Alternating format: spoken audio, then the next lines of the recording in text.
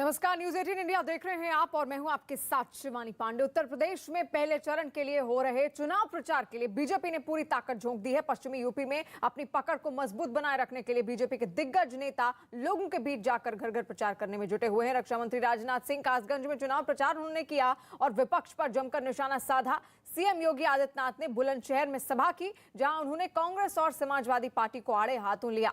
तीसरी तस्वीर आप जो देख रहे हैं शिकोहाबाद की है, जहां पार्टी अध्यक्ष जेपी नड्डा ने चुनाव प्रचार किया है और इस दौरान उन्होंने घर घर जाकर लोगों से संपर्क साधने की भी पूरी कोशिश की। कासगंज, बुलंदशहर, शिकोहाबाद की आप तस्वीर देख रहे हैं। इसके बाद भी कई दिग्गज नेता हैं जिनके अलग अलग कार्यक्रम हैं, यानी कि पश्चिमी यूपी पर अपनी पकड़ को और ज्यादा मजबूत करना चाहती है बीजेपी और एक बार फिर से उसी वापसी के साथ 2022 में भी वो अपनी सरकार बनाने की पूरी कोशिश में जुटी हुई है।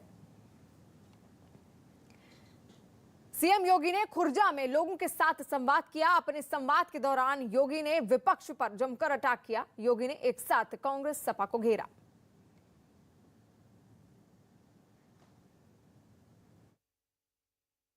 उनके लिए विकास तो चाचा भतीजे की पार्टी के लिए विकास तो सिर्फ ही परिवार का विकास ही उनका सब कुछ था। वे उससे बाहर ही नहीं निकल सकते थे, उससे बाहर उन्होंने देखा ही नहीं था। और बहन जी के लिए तो भतीजे का विकास ही सब कुछ था। भाई बहन की पार्टी के लिए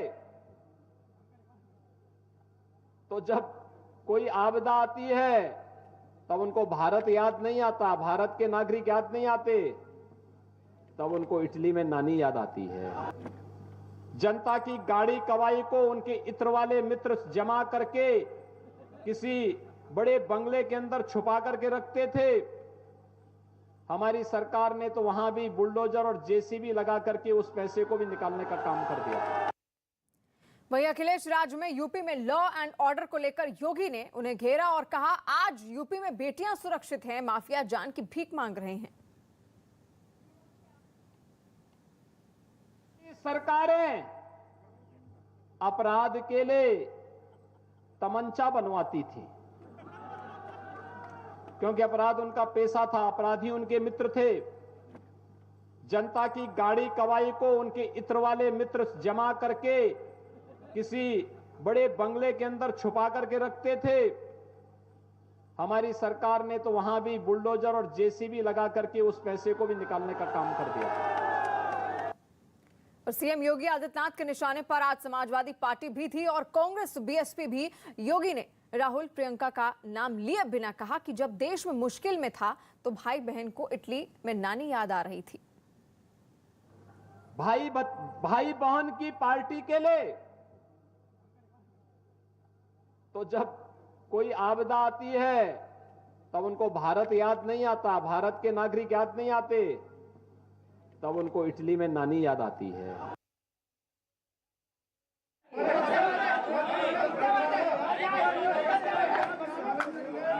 मेरा सभी मीडिया बंधुओं से अनुरोध है, प्लीज आगरा से स्मृति ईरानी को इस वक्त आप देख रहे हैं। कुछ देर में उनका संबोधन भी होगा। किस तरीके से लगातार प्रचंड प्रचार में जुटी हुई है बीजेपी। पूरी कोशिश है कि एक बार फिर से उसी दमखम के साथ 2017 में जो जीत हासिल हुई थी, उसी जीत के साथ एक बार 2022 में भी वापसी करे और विपक्ष पर भी जमकर निशाना साधे।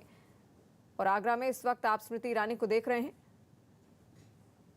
इससे पहले भी हमने देखा किस तरीके से बुलंदशहर पहुंचे हुए थे सीएम योगी आदित्यनाथ। नड्डा शिकोहाबाद में पहुंचे हुए थे, हाथरस भी वो जाएंगे, राजनाथ सिंह कासगंज में थे, फर्रुखाबाद भी वो जाएंगे और स्वतंत्र देव सिंह अलीगढ़ में भी थे और अब आगरा में स्मृति ईरानी। जनता को असुविधा हो रही है, थोड़ी जनता के सम्मान में भाई साहब सुन लें। आपकी बात कर रहे हैं, थोड़ी सी मदद कर देंगे तो सुविधा होगी जनता को। हो गया भाई साहब, जिसको स्टिल लेना था हो गया होगा। धन्यवाद। थोड़ी सी मदद कर दीजिए, जनता को तकलीफ हो रही है, थोड़ी जनता की मदद कर दीजिए। बोलो भारत माता की। आज आप सबके सम्मुख भारतीय भारतीय जनता पार्टी को आशीर्वाद देने आए स्नेही बहनों को, सम्मानित भाइयों को इस सुशोभित मंच के ओर से चरण वंदन करती हूं। आप सबका आपकी उपस्थिति के लिए अभिनंदन करती हूं। योगेंद्र जी ने आज अपने उद्बोधन में पलायन शब्द का उपयोग किया। उत्तर प्रदेश की आज हकीकत ये है कि अगर पलायन किसी का उत्तर प्रदेश से हो रहा है तो वो अपराधियों का हो रहा है, अपराध का हो रहा है। आगमन अगर हो रहा है तो विकास दस्तक दे रही है हर घर पर, हर परिवार का स्वागत और अभिनंदन मां लक्ष्मी स्वरूपा विकास कर रही है। हम सबके लिए ये चुनाव एक ऐसा मौका है जब हम जनता जनार्दन के मध्य में निवेदन हेतु विकास के कार्यों को लेकर जा रहे हैं। इस उम्मीद के साथ कि जनता जनार्दन अपना आशीर्वाद एक बार फिर योगेंद्र उपाध्याय जी को देगी। सरकार भारतीय जनता पार्टी की उत्तर प्रदेश में बन रही है। एक कमल का फूल इस विधानसभा क्षेत्र से भी प्रदेश की राजधानी में भारतीय जनता पार्टी ले जाएगी। आज यही संकल्प दोहराने आपके मध्य में आई हूं।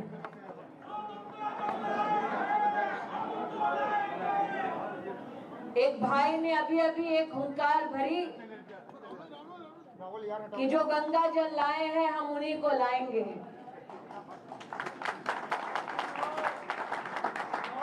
और मंदिर वही बनाएंगे।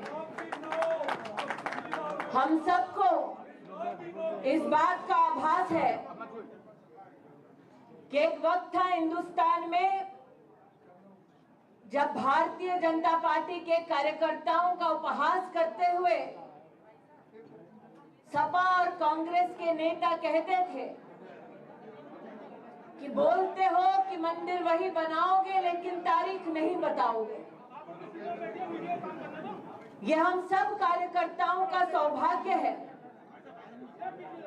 कि जनता ने हम पर पूर्ण विश्वास दिखलाया। सुप्रीम कोर्ट का आदेश आया और अहोभाग्य हमारा कि भव्य राम मंदिर के निर्माण। सुन रहे थे, उन्होंने विपक्ष पर जमकर निशाना साधा। आप खबरों में आगे बढ़ते हैं। विकास के नाम पर योगी ने विपक्ष को घेरा और कहा कि अखिलेश, मायावती और गांधी परिवार ने विकास के नाम पर अपने परिवार का विकास किया। ये मेडिकल कॉलेज पहली सरकारें भी कर सकती थी, बना सकती थी, लेकिन फुर्सत नहीं थी। विकास के लिए उनके पास कहां फुर्सत थी।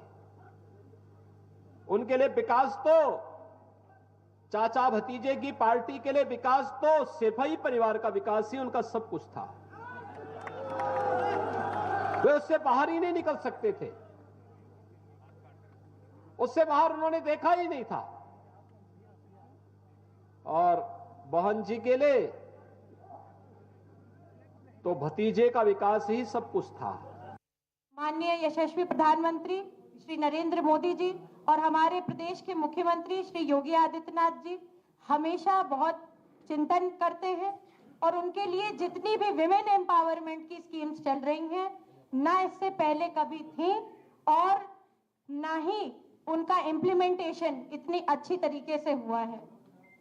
अपराधी पलायन कर गए हैं क्योंकि यूपी में बीजेपी की सरकार है और गुंडा राज, भ्रष्टाचार, दंगा राज से मुक्त प्रदेश भाजपा की सरकार में है। मैं एक बहुत इंपॉर्टेंट पॉइंट के बारे में भी आपसे चर्चा करना चाहती हूं कि आजकल कांग्रेस पार्टी ये बोलती है कि बेटी हूं और लड़ सकती हूं, लड़की हूं, लड़ सकती हूं। मैं पूछना चाहती हूं, ये एक बहुत फेमस आर्टिकल है अभी, कि पंजाब में क्या बेटियां नहीं हैं, लड़कियां नहीं हैं? और वहां पे इसी आर्टिकल में लिखा हुआ है कि उनकी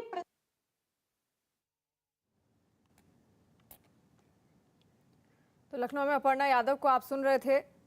हाल ही में वो बीजेपी में शामिल हुई हैं। आपको ये भी बता दें कि मुलायम सिंह यादव की बहू हैं और उन्होंने सीधे जमकर निशाना साधा कांग्रेस पर। साथ साथ उन्होंने ये भी कहा कि महिलाओं के लिए काफी काम किया गया है, योगी सरकार में अपराधी पलायन कर गए हैं, साथ साथ गुंडा राज भ्रष्टाचार से यूपी मुक्त हो गया है। वहीं उत्तर प्रदेश में पहले चरण के लिए हो रहे चुनाव प्रचार के लिए बीजेपी ने पूरी ताकत झोंक दी है। पश्चिमी यूपी में अपनी पकड़ को मजबूत बनाए रखने के लिए बीजेपी के दिग्गज नेता लोगों के बीच जाकर घर घर प्रचार करने में जुटे हैं। रक्षा मंत्री राजनाथ सिंह कासगंज में चुनाव प्रचार उन्होंने किया और विपक्ष पर जमकर निशाना साधा। राजनाथ सिंह इसके बाद फर्रुखाबाद में भी चुनाव प्रचार करेंगे। के साथ कह सकता हूं, उत्तर प्रदेश में विकास पहले की अपेक्षा तेजी के साथ हुआ है। सारे एक्सप्रेसवे, गंगा एक्सप्रेसवे हो, पूर्वांचल एक्सप्रेसवे हो, बहुत सारे एक्सप्रेसवे, और मैं तो कहता हूं केवल उत्तर प्रदेश ही नहीं, सारे हिंदुस्तान में हमारी सरकार ने यह भेदभाव नहीं किया कि फला राज्य में दूसरे राजनीतिक पार्टी की सरकार है इसलिए वहां सड़कें नहीं बननी चाहिए। यही कांग्रेस की हुकूमत थी, प्रतिदिन 3-4 किलोमीटर एक्सप्रेसवे बना करती थी, लेकिन आज सीना ठोक कर आप कह सकते हैं कि आपके आशीर्वाद से ऐसी सरकार केंद्र में बैठी है कि जो प्रतिदिन 35 से लेकर 36 किलोमीटर एक्सप्रेसवे सड़कों का निर्माण करती है।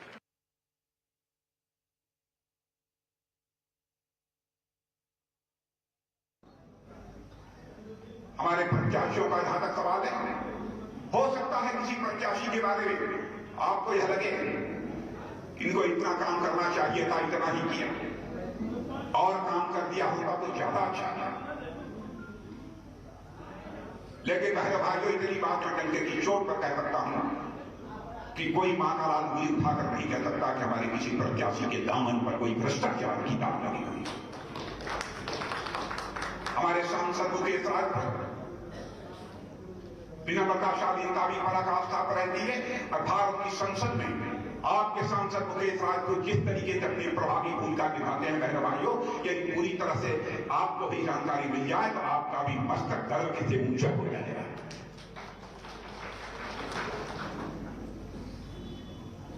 इसलिए मैं आप सबसे अपील कर रहा हूं कि आप सभी का समर्थन भारतीय जनता पार्टी को प्राप्त होना चाहिए। हमारे तीनों प्रत्याशी, हमारे सुशील जी शाह,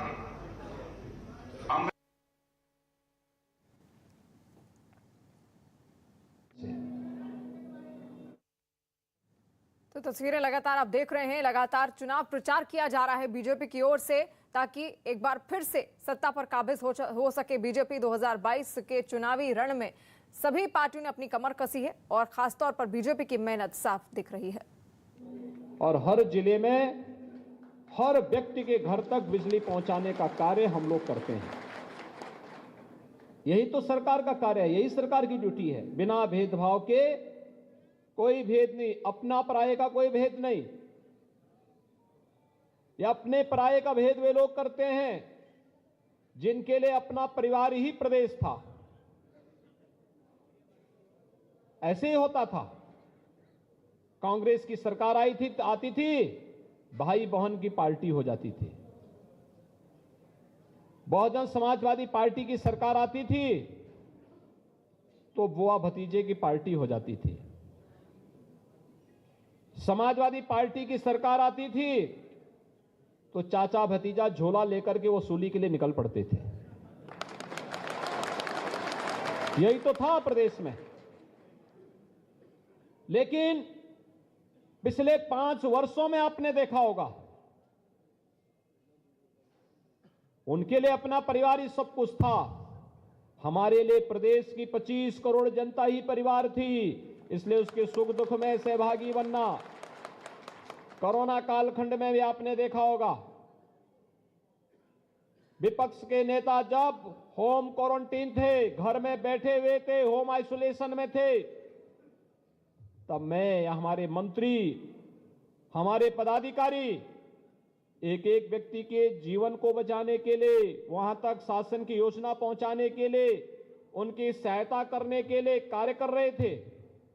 जो संकट का साथी है वही असली साथी है, शेष तो अवसरवादी है। और भारतीय जनता पार्टी ने यही किया। भाइयों बहनों, पश्चिमी उत्तर प्रदेश में किस किस प्रकार के लोगों को पिछली सरकारें प्रश्रय देती थी, आप देख रहे होंगे। 5 साल तक जो अपने बिलों के अंदर डूबे हुए थे, चुनाव आते ही अब फिर सिर उठा करके गर्मी दिखाने का प्रयास कर रहे हैं, लेकिन उनको नहीं मालूम कि 10 मार्च के बाद ये गर्मी शांत हो जाएगी। फिर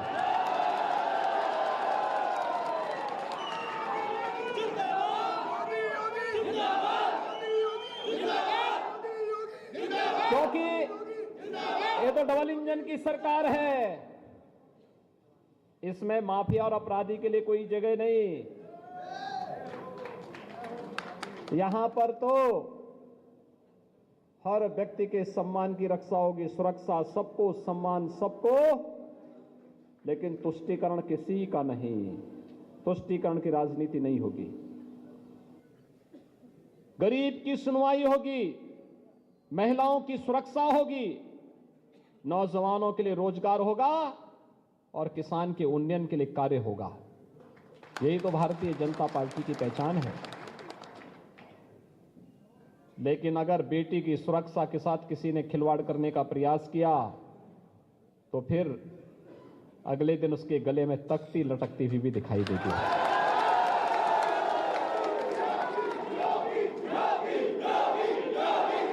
आपने देखा है ना पश्चिम उत्तर प्रदेश में, पिछली बार मैं आया था बुलंदशहर में, 2017 में पहला चुनाव प्रचार मैंने बुलंदशहर से ही किया था। और जब मैं आया था, कुछ परिवारों में मिलने के लिए गया था, तो सबने एक ही शिकायत की थी। कहा कि देखिए, हम लोग तो असुरक्षित हैं, बेटियों को स्कूल नहीं भेज पाते हैं। मैंने कहा चिंता करने की आवश्यकता नहीं, आने दीजिए भारतीय जनता पार्टी को। बेटी की सुरक्षा हम सबकी जिम्मेदारी होगी। और भाइयों बहनों, आपने देखा होगा सरकार आई, कैसे सुरक्षा का वातावरण दिया। आज हर बेटी स्कूल जा सकती है, कोई भय नहीं, किसी प्रकार की कोई अराजकता नहीं, कोई दंगा नहीं। ये दंगाई, ये माफिया, ये इत्र वाले मित्र, ये सभी लोग 5 वर्ष तक बिलों के अंदर छुपे रहे और चुनाव हुए तो इत्र वाले मित्र फिर से ढूंढने लग गए अपना सहारा। लेकिन जब जेसीबी चली तो नोट की ढेर निकल पड़ी।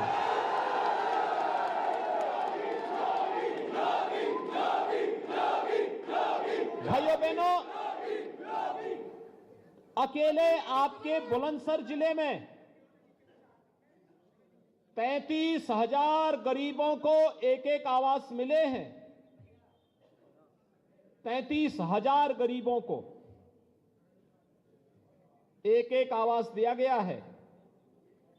ये आवास पिछली सरकारें भी दे सकती थी, लेकिन पहले तो सपा रही हो, बसपा रही हो या फिर कांग्रेस रही हो, सरकार आती थी तो पहले मुख्यमंत्री और मंत्री अपना आवास बनाते थे। हमने कहा नहीं, पहले इन गरीबों का मकान बनना चाहिए। और भाइयों बहनों, 33,000 मकान अकेले आपके बुलंदशहर जनपद में मिले हैं। पूरे प्रदेश की अगर मैं बात करूं, 43 लाख गरीबों को एक आवास दिया गया है। 43 लाख से ज्यादा है, 43,50,000 है। 43,50,000 से अधिक गरीबों को एक आवास मिला है। जब आवास की शुरुआत हुई थी, ये डॉक्टर महेंद्र सिंह जी ही इस विभाग के मंत्री थे। बाद में इनको पानी वाला मंत्री बनाया है, जल शक्ति मंत्री।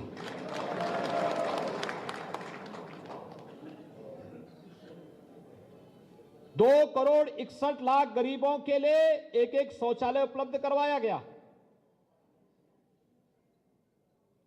1,21,000 मजरे तक बिजली पहुंचाई गई। जो अनिल शर्मा जी कह रहे थे कि हर मजरे तक विद्युतीकरण का कार्य हुआ और हर गरीब को फ्री में बिजली दी गई। पूरे प्रदेश के अंदर 1,21,000 मजरों तक बिजली हम लोगों ने पहुंचाई, जो कभी नहीं पहुंचाई थी, वह हमने पहुंचाई। फ्री में बिजली भी दिए 1,43,000 करोड़ परिवारों को। ये काम पिछली सरकारें भी कर सकती थी, लेकिन भाइयों बहनों, जब व्यक्तिगत स्वार्थ परमार्थ पर हावी हो जाता है, व्यक्ति कुछ नहीं कर सकता। पिछले लोगों ने राजनीति को अपना व्यक्तिगत व्यवसाय माना था। शोषण का, भ्रष्टाचार करने का, अत्याचार करने का, जमीनों पर कब्जा करने का, इसे वे अपना जन्मसिद्ध अधिकार समझते थे। हमारी सरकार आई, अंतर आप फर्क महसूस कर सकते हैं। फर्क क्या है? सपा की सरकार आई, मुख्यमंत्री को पहला निर्णय लेना था। क्या निर्णय लेंगे? मुख्यमंत्री ने पहला निर्णय लिया था समाजवादी पार्टी की सरकार के समय, उन्होंने राम जन्मभूमि पर आतंकी हमला करने वाले आतंकवादियों के मुकदमे वापस लिए।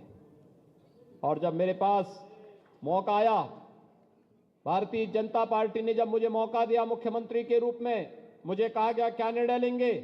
मैंने कहा मैं अन्नदाता किसानों का कर्ज माफ करूंगा। 86 लाख किसानों का 36,000 करोड़ रुपए का कर्ज माफ किया था। बेटियों की सुरक्षा के लिए एंटी रोमियो स्क्वाड का गठन किया था और अवैध बूचड़खानों पर हमेशा के लिए ताले डाल दिए गए थे। ये केवल अवैध बूचड़खानों पर ही नहीं डाले ताले, ये माफिया प्रवृत्ति पर भी हमेशा के लिए लगाम लगाने के लिए ताले पड़े थे। और मैंने उसी दिन कहा था, जो शांति से, सौहार्द से जीना चाहेगा, उसको सुरक्षा की गारंटी प्रदेश सरकार देगी। जिसने गरीबों का, कमजोरों का, सम्मानित लोगों का, व्यापारियों का, बेटियों की सुरक्षा में सेंध लगाने का कुत्सित प्रयास किया, तो उसकी प्रॉपर्टी को भी जब्त करेंगे, घर पर बुलडोजर चलाने में भी संकोच नहीं करेंगे। तब भी मैंने कहा था। भाइयों बहनों, यही प्रदेश है। सपा बसपा सपा की सरकारों में हर तीसरे दिन दंगे होते थे, हर तीसरे दिन दंगे होते थे, पर्व और त्योहार नहीं मना पाते थे, कांवड़ यात्रा पे सरकार रोक लगाती थी। जब 2017 में हम लोग आए, मैंने कहा भी कांवड़ यात्रा का क्या हुआ, क्यों रोक है? उन्होंने कहा साहब दंगा फसाद होता है। तो मैंने कहा फिर सरकार क्यों है? अरे दंगा फसाद रोकने का काम तो सरकार का ही होना चाहिए। अरे साहब संवेदनशील स्थान। मैंने कहा संवेदनशील का मतलब क्या होता है? कांवड़ यात्रा निकलेगी और हेलीकॉप्टर से ले जाकर के पुष्प वर्षा भी करो, और अगर किसी ने खलल डालने का प्रयास किया तो सख्ती से निपटने का कार्य भी करो। सरकार की हनक दिखनी चाहिए, लेकिन दंगाई को भनक भी नहीं लगनी चाहिए। कब काम हो रहा है, ये जब वो दूसरे लोग की यात्रा में निकले तब उसको एहसास होना चाहिए। और इसलिए भाइयों बहनों, प्रदेश में दंगे नहीं होते। आज उत्तर प्रदेश में दंगे नहीं होते। दंगाई उत्तर प्रदेश से पलायन करते थे, और जो व्यापारी भय के मारे 2017 के पहले सपा की सरकार में, बसपा की सरकार में पलायन कर गए थे, वे वापस अपने घरों में आकर के, केराना और कंधला में आकर के फिर से अपना व्यवसाय कर रहे हैं, शान से कर रहे हैं। ये है सरकार। और इसलिए भाइयों बहनों, आज मैं आप सबका आह्वान करने के लिए आया हूं। हमें अवसर मिला, हमने सुरक्षा दी। हमें अवसर दिया, हमने अन्नदाता किसानों का सम्मान किया। हमें अवसर मिला, हमने नौजवानों के लिए नौकरी और रोजगार दिया। हमें अवसर मिला, हमने फ्री में टेस्ट, फ्री में उपचार, फ्री में डबल इंजन की सरकार है, फ्री में वैक्सीन, डबल डोज की वैक्सीन, और फ्री में डबल इंजन की सरकार है तो राशन भी फ्री में उपलब्ध कराने का काम किया। भाइयों बहनों, मैं आपसे पूछना चाहता हूं, जो ये समाजवादी पार्टी के नेता बोलते हैं फ्री में बिजली देंगे, क्या इनकी सरकार के समय बिजली मिलती थी? तो जनता जनार्दन को कौन समझाएगा? अगर ये तो अंधेरे में रहने के व्यस्त हैं, ये तो बिजली देंगे ही नहीं, तो फ्री करेंगे कहां से? वो तो फ्री हुई जब देंगे नहीं तो। समाजवादी पार्टी के मुखिया यही बोलते हैं, कहते हैं साहब मेरे पास एक नया अर्थशास्त्र है। तो हमने कहा भी अगर अर्थशास्त्र ही पढ़े होते तो दुनिया में किसी वर्ल्ड बैंक में होकर के कहीं अर्थशास्त्री होते। उत्तर प्रदेश के लिए अनर्थकारी नहीं बनते। जो लोग बिजली नहीं देते थे वे आज फ्री बिजली की बात कर रहे हैं। हमने बिना भेदभाव के 75 जनपदों में हर व्यक्ति तक फ्री में बिजली, एक बिना भेदभाव के बिजली देने का काम किया है। बिना भेदभाव के निर्बाध बिजली, पर्याप्त बिजली, सबको बिजली, सुरक्षा सबको दी है। दंगा मुक्त प्रदेश बनाया है, भय मुक्त प्रदेश बनाया है और विकास भी दौड़ता हुआ दिखाई दिया है। बोलते थे ये भोला सिंह जी हैं, अनिल शर्मा जी हैं, हमारे विधायक गण आते थे, सभी लोग कहते थे कि क्या बुलंदशहर में भी कोई मेडिकल कॉलेज होगा? मैंने कहा चिंता मत करो, अगला मेडिकल कॉलेज बुलंदशहर में ही होगा और मेडिकल कॉलेज भी हमने दे दिया है। मेडिकल कॉलेज भी आपको मिल गया है और मेडिकल कॉलेज का नामकरण भी पूर्व मुख्यमंत्री स्वर्गीय कल्याण सिंह जी के नाम पर कर दिया है।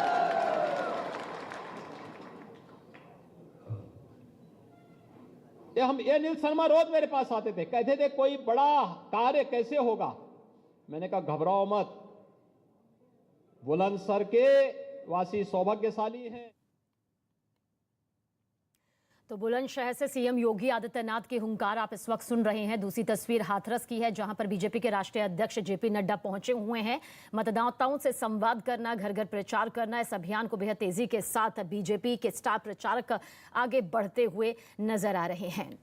Online education platform Unacademy Mahendra Dhoni के साथ ने लेसन 7 नाम की एक नई फिल्म लॉन्च की है। इसे सोशल मीडिया पर रिकॉर्ड व्यूअरशिप मिली है। फिल्म के रिलीज के कुछ ही घंटे में 80 लाख से ज्यादा व्यूज मिले। सोशल मीडिया और डिजिटल प्लेटफॉर्म पर इसे सराहा भी गया है।